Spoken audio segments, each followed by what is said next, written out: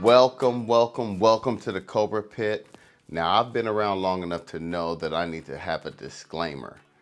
First of all, I know that the Chevy Bolt and the Tesla Model X are in two completely different price ranges, and they shouldn't be compared. I also want you to know that I love my Tesla. I am in no way saying that the Bolt is better than the Tesla or the Tesla is better than the Bolt. I am telling you about features that the Chevy Bolt have that I wish I had on my Tesla. So the first feature is when you put the cars in reverse. Chevy has the camera set up to give you an overhead view of your vehicle. The camera shows you the surrounding areas and objects. So when you navigate around, you can see generally how close you are. I love this feature because you get a real sense of there's a camera above watching me. Now I know on the Tesla, they have the sensors and they do show you the vehicle from an overhead view, but the sensors, you're relying on the sensors more.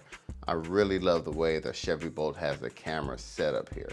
It really immerses you in the environment. Yeah, you're supposed to be checking your mirrors and everywhere around you anyway, but this added safety net makes you feel a little more comfortable. Since we're talking about reversing, when you're in your Chevy Bolt, they have sensors on the left and the right that lets you know when people, bikes, or cars are coming well in advance. It's a loud notification, beep, beep, beep, beep, beep, and it shows you the direction when you are looking. It may be a last second notification, so you know, let me check over my shoulder. Okay, here comes a car. And like I said, it's well in advance. Sometimes it's a little too far where it's like, oh, okay. But it gives you that heads up. And the Tesla doesn't have anything like this. Well, since we're talking about notifications, the side mirrors give you a notification of if vehicles are in your blind spots. I know lots of vehicles do this. And in my Chevy Bolt, sometimes it's not very accurate, kind of janky, if you will. But on the Tesla, it shows you on the dash, which is not a natural place for you to look when you're changing lanes. It may blink red, and then you have to check your mirrors anyway and over your shoulder. So it's an added step. Here on the Chevy Bolt, I'm checking my mirrors anyway before I check over my shoulder, and I see that notification. I just wish it was a little more reliable. The next feature has to do with the rear view mirror. Now, this is a cool little addition here. So let's say you have people sitting behind you and you're not able to see out the window through the rear view mirror. You can easily hit this switch on the mirror and it gives you the camera view from the rear camera. So you can see what's directly behind you without anything obstructing your view. I will say though that if you leave it on for too long, you get a little nauseous. Well, at least I do. But it's pretty cool to have. You have that rear camera there, and it's nice to be able to switch it on the fly so easily.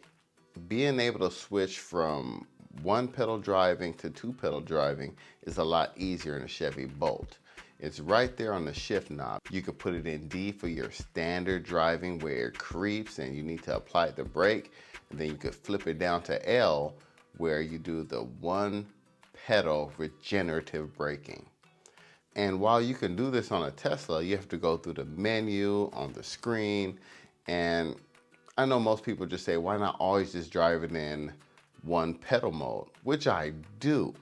But it's nice to have that convenience. When I had someone else drive my car, it gave them that comfort of knowing, oh, I can drive this like a regular vehicle. Until they get used to that, then we switched it into the one pedal regenerative braking mode. And the last one is kind of like a little bonus one. No, my Chevy Bolt isn't faster than my Tesla, but it does have an advantage.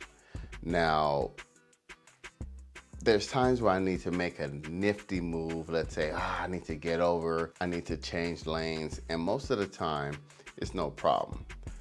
But there's times when, you know, people just want to be haters and they don't want to let you buy. In the Tesla, it seems like more people try to challenge me on the road, if you will. Definitely there's a sense of that.